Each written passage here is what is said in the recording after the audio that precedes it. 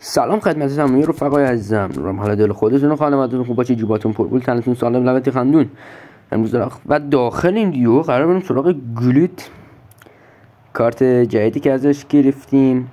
نشد گیم پلی کاملشو بگیریم البته، چون من یک دونه اسکیل کلا بهش دادم، اسکیل مارسل ترن که یا همون زیدانی خودمونه. و خب گفتم حالا این اسکیل رو دادم ببینیم چه جوریه.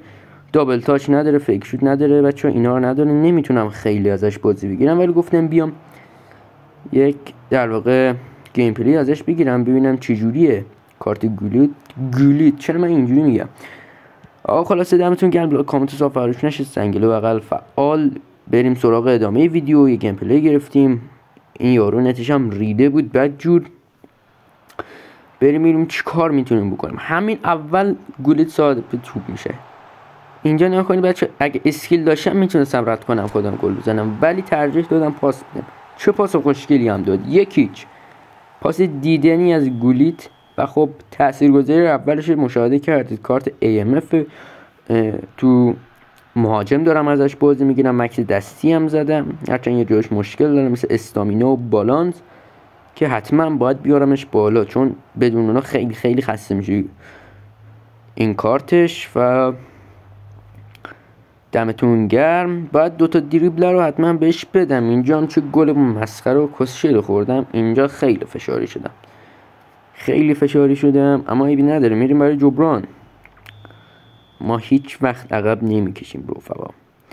دمتون گرم بچه‌ها، حتما کامنت بذارید موضوع ویدیو بعدی رو بهم بگید. بچه‌ها ویدیوی بعدی قراره اون اسکیل رو بهتون بگم، یادگیری همون اسکیل. اینجا یک حرکت تیمی تاکتیکی و خوشگل انجام دادم که متاسفانه گل نشد. قرار ویدیو بعد اون اسکیل رو بهتون آموزش بدم. اسکیل خیلی کمیابیه، خیلی باید یه چند سیزن کار کنید دستتون بیاد، واقعا اسکیل کاربردیه. و تو پی سی معمولا میزنن، چون پی سی با دسته خیلی خیلی راحته، ولی خب تو موبایل واقعا خیلی سخته دریبل زدن، برای همین باید یه چند سیزن روش کار کنید. ولی دریبل خیلی گاده. اینجا هم تو این مچ هم 1-2 بار زدم، خیلی حواسم به بقیه بازیکنان بود، بیشتر رو گلیت مانور میدادم، برای همین زیاد دریبل و اینجور چیزا کار نکردم اینجا، که میدونید بازی من فقط به دریبل، یعنی اسکیل رو از من بگیرم من فلجم. اینجوری بهتون بگم. بریم آقا ببینیم میتونیم با برای گلیت سانتر کنیم. اینجا یارو توپو بلاک میکنه. بریم ببینیم ادامه چی میشه رفقا. دمتون گرم، کامنت فراموش نشه. مسی اینجا دوباره، هندرسون اینجا بازم ریدیم. کارت گلیت واقعا کارت خبنیه بچه. یک ایونت رفتم، ایونت پرجان سکه‌ای، بعد مال ایتالیا هم بود فکر کنم. چه پاسی اینجا مشتی میده. آره داداش حتما باشه، بهش میگم 2-1 حتما دروازه‌بانتو بیار جلو. داشتم میگفتم رفتم ایونت ایتالیا و خب گلیت هم اونجا بازیش دادم، یک فریکیک بهش دادم. حاجی چقدر قشنگ زد اسکای رو، یعنی اصلا عشق کردم. اینجا میبینید کورنرش 96ه، در حالی که من کورنر رو زیاد دیگه با گلیت نمیزنم. حالا اینجا یه تستی بزنیم کورنرشو. خدای خیلی خوب میزنه. اینجا رو من بد زدم، ولی خدا وکیل خیلی مشتی و روون میزنه کورنرشو. دوباره اینجا معلوم نیست دارم چه گوی میخورم. احساس میکنم بازیم کلن، میگم بازی کلن با ای فوتبال گوشی من اسکریپت خالص افتاده، اصلا نمیشه بازی کرد. ناموسم بازی کنم من میزنن. اینجوری بهتون بگم خیلی خرابه. بله اینجا نت مشاهده، نت زیبای ایران. گلیت اینجا بله نت انقدر تخمیه نمیشه کاری کرد. خلاصه من این دوتا اسکیل رو باید به گلیت بدم. یک دونه رو دارم مارسل ترن، اون دبل تاچ فکر شدم بدم دیگه. ببین تموم رنده میکنم با این گلیت، خیلی خبه. من دیگه از جود بلینگام که پوتو 101ش دیگه اونجوری گیم میگرفتم. چقدر کورنلا رو قشنگ و ناب میزنه، خاک تو سر اونو که گل نکرد. من جود بلینگام اونجا همونطور که گیم پلی قبلی دیدین خوب ازش بازی میگرفتم، بد نبود دیگه. ببین از این گلیت که با آمار خیره کننده شد، اصلا به نظر من بهترین بازیکن ای فوتباله، یعنی همه آمارا رو داره، همه کارتاش نابن، همه کارتاش از اون 103 گرفته تا اس اس و AMF و همه چیش. بریم دوباره چیکار میتونیم بکنیم اینجا. برای گیج میزنیم ما. همه آمارا میگم همه مانورا رو گولیت دیگه. بقیه بازیکنان تخمشون هم نیسته. اینجا سرجینیو اینجا چی گویی میخوری؟ گولیت خدا. تو اصلا فقط اشتباه کن. گولیت همچنان گولیت. حالا اسکیل نداره، دابل تاچ متاسفانه نداره اینجا. و پدرت کنم یه دابل تاچ میدادی به این بنده خدا دیگه. دهن این بازیکن سرویس کردی. یک اسکیل دریبلینگ نداده به این بدبخت. همه از دم کسشر. بریم چیکار بکنیم 2-1 همچنان. گولیت 2 تا تاثیرگذاری داشتی تا اینجا. 2 تا پاس گل داده. گل هنوز ازش ندیدم.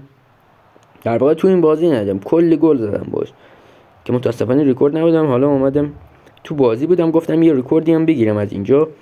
ضربه حریف که باشه دوباره بهش میگم گل بشه حتما دیگه. اینا رو که پیکفورد نمیخوره دیگه یزید. آره خلاصه همونجوری که میگید واقعا خسته شده گولیت. و اینا برمیگردم استامینی و بالانسش. نگاه کنید استامینی و بالانسش خیلی پایینه. باید اینو رو بدم بالا. ببینیم یارو میخواد چیکار کنه با این کورنل تاکتیکی میخواد بزنه. پشمام حاجی چه پاسی داد یا قرآن. مرسی. اونجا کی بود دفاع کرد؟ اندرسون بود فکر کنم. حالا خود گولیت خصص گولیت خصص یعنی میکشید میرفت. دریبل هم ندارم بهش بدم. خب اسکیل ندارم به این بنده خدا بهش بدم. کلا کنم یزید تو کنمی. دوباره گولیت 2 تا پاس گل داده. راضیم. تا اصلا کاری نکنی من ازت راضیم دادش. دوباره با کورنلاش خیلی مستن آجی. خیلی کورنلاش خوب میداده. واقعا کورنلاش 96 دیگه داداش دیگه. ولی خب در کل واقعا خیلی قشنگ میزنه کورنلاش. 2-1 دوستان. همچنان گولیت زیبا رو مشاهده میکنید.